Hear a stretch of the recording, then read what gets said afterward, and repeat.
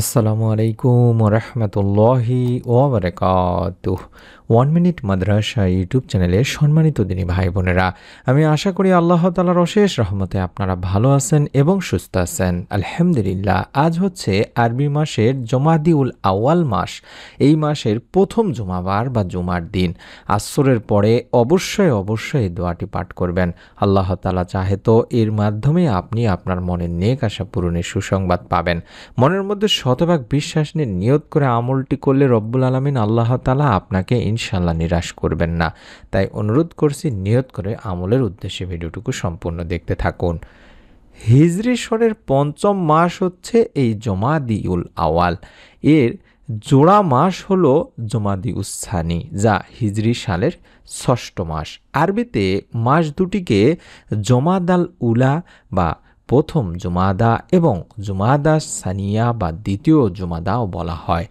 জুমাদা অর্থই হলো স্থির, অবিচল, দৃঢ়, কঠিন, জমাটবদ্ধ, নিস্তব্ধ, নীরব, নিথর এবং আরও অনেক অর্থ এর মাধ্যমে বোঝানো হয় দিনী ভাই বোনেরা।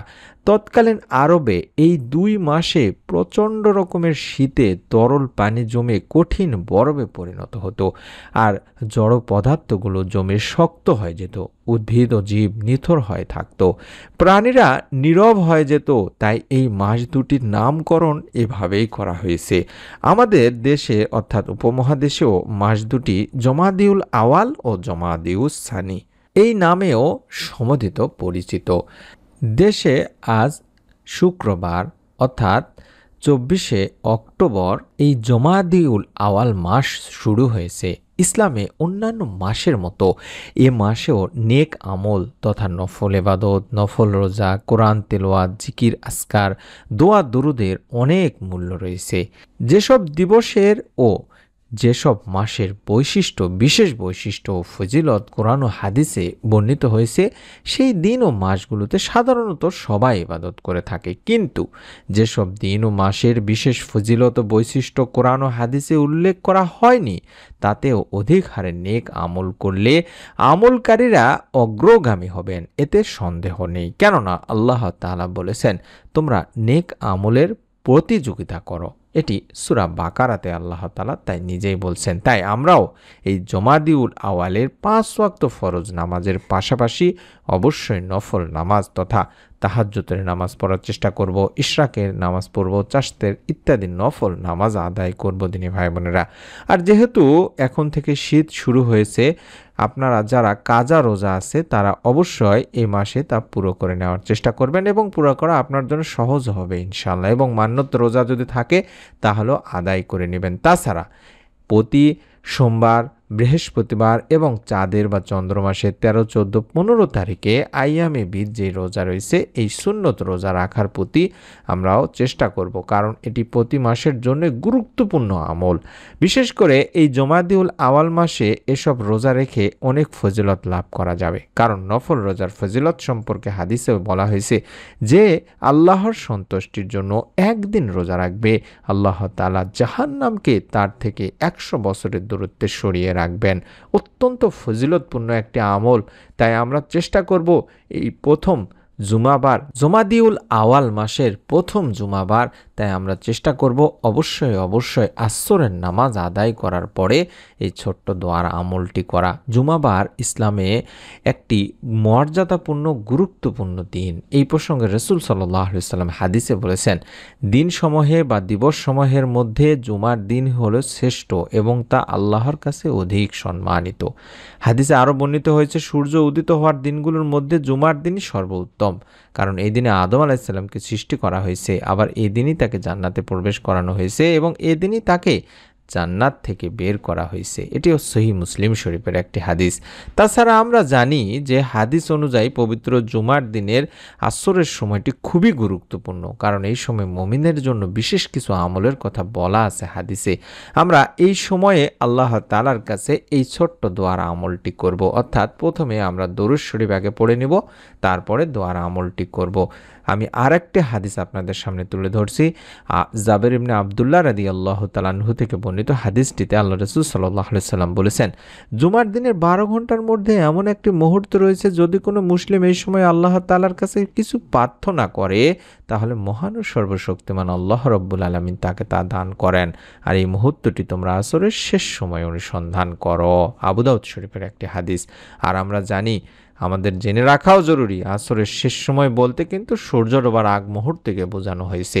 আব্দুল্লাহ ইবনে সালাম রাদিয়াল্লাহু তাআলা আনহু বর্ণনা করেন, শুক্রবারে বা জুমাবারে আসরের পর থেকে সূর্যাস্ত পর্যন্ত দোয়া কবুল হয়। বিখ্যাত সিরাত গ্রন্থ এটি বর্ণিত হয়েছে যে জুমার দিন আসরের নামাজ আদায়ের পর দোয়া কবুল হয়। তাই আমরা এই সময়ে বেশি বেশি করে আগে দরুদ পড়ে নেব, কারণ হাদিসে কুদসিতে এসেছে তোমরা জুমার দিনে বেশি বেশি করে দরুদ পড়বে, কারণ জিবরাইল আলাইহিস সালাম এইমাত্র আল্লাহ তাআলার বাণী নিয়ে হাজির হলেন। আল্লাহ তাআলা বলেছেন, পৃথিবীতে যখন কোনো মুসলমান আপনার উপর একবার দরুদ পড়ে আমি তার উপর 10 বার রহমত নাজিল করি এবং আমার সব ফেরেশতা তার জন্য 10 বার ইস্তেগফার করে থাকে। তাছাড়া আমরা জানি পবিত্র জুমার দিনে বেশি বেশি দরুদ পড়লে সেই দরুদ আল্লাহর নবীর কাছে পৌঁছানো হয়। আবু উমামা রাদিয়াল্লাহু তাআলা আনহু থেকে হাদিসটি বর্ণনা করা হয়েছে, যেখানে আল্লাহ রাসূল সাল্লাল্লাহু আলাইহি সাল্লাম বলেন, আমার উপর পবিত্র জুমার দিনে বেশি বেশি করে দরুদ পাঠ করো, কারণ আমার উম্মতের দরুদ জুমার দিন আমার কাছে পৌঁছানো হয়। আর যেই ব্যক্তি আমার উপর সবচাইতে বেশি দরুদ পাঠাবে সেই ব্যক্তি কঠিন কিয়ামতের দিন মুসিবতের সময় আমার সবচেয়ে নিকটতম হবে। তাই যত আমলই করি না কেন পবিত্র জুমার দিনে বিশেষ করে বেশি বেশি করে দরুদ পাঠ করতেই হবে দিনে ভাই বোনেরা। চাইলে ছোট দরুদগুলো বেশি বেশি পড়তে পারেন, অন্তত 100 বার দরুদ শরীফ পড়ে নেবেন আমলটি করার আগে। আল্লাহুম্মা সাল্লি ওয়া সাল্লিম আলা নাবিয়িনা মুহাম্মদ, আল্লাহুম্মা সাল্লি ওয়া সাল্লিম আলা নাবিয়িনা মুহাম্মদ, আল্লাহুম্মা সাল্লি ওয়া সাল্লিম আলা নাবিয়িনা মুহাম্মদ। এভাবে অন্তত 100 বার দরুদটি পড়ে নেবেন। তারপরে মনের নেক আশা পূরণের জন্য পরীক্ষিত প্রমাণিত এই দোয়াটি পাঠ করবেন, কম করে হলেও 3 বার। আল্লাহুম্মা ইন্নী আসআলুকা আন্নী আশহাদু আন্নাকা আনতাল্লাহ লা ইলাহা ইল্লা আনতাল আহাদুস সামাদুল্লাযী লাম ইয়ালিদ ওয়া লাম ইউলাদ ওয়া লাম ইয়াকুল লাহু কুফুয়ান আহাদ। আবার বলছি, আল্লাহুম্মা ইন্নী আসআলুকা আন্নী আশহাদু আন্নাকা আনতাল্লাহ লা ইলাহা ইল্লা আনতাল আহাদুস সামাদুল্লাযী লাম ইয়ালিদ ওয়া লাম ইউলাদ ওয়া লাম ইয়াকুল লাহু কুফুয়ান আহাদ। এই দোয়াটি কম করে হলেও 3 বার পাঠ করবেন। এই দোয়ার অর্থই হচ্ছে, ইয়া আল্লাহ, আমি তোমার নিকট প্রার্থনা করছি এবং আমি সাক্ষ্য প্রদান করছি যে তুমি আল্লাহ এবং তুমি ছাড়া কোনো ইলাহ নাই। তুমি একক এবং অমুখাপেক্ষী, যার কোনো সন্তান নাই এবং যিনি কারো সন্তান নন, যার সমকক্ষ কেউই নাই।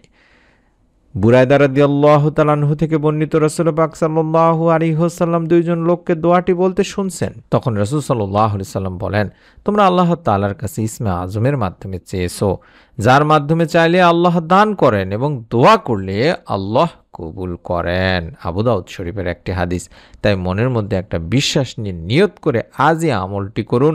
ভিডিওটিতে একটি করে লাইক দিন, কমেন্ট সেকশনে আমিন লিখুন এবং অবশ্যই কবরে শুয়ে থেকে সদগায়ে জারিয়ার সওয়াব পাওয়ার জন্য হলেও অবশ্যই ভিডিওটি আপনার নিকট আত্মীয় স্বজন, কাছের মানুষজন, বন্ধু বান্ধবকে ফেসবুক, হোয়াটসঅ্যাপ, ইমোতে শেয়ার করে দিন এবং অবশ্যই এর সওয়াব যেন আপনি কবরে শুয়ে থেকে পান এই নিয়ত করে শেয়ার করবেন।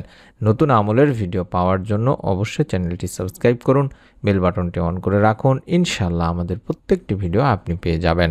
সকলে ভালো থাকুন, সুস্থ থাকুন। পবিত্র জুমার দিন আমরা দোয়া করে থাকি, প্রত্যেকেই তাদের কমেন্ট সেকশনে দোয়া চান। আমরা ইনশাআল্লাহ আপনাদের সকলের জন্য দোয়া করব।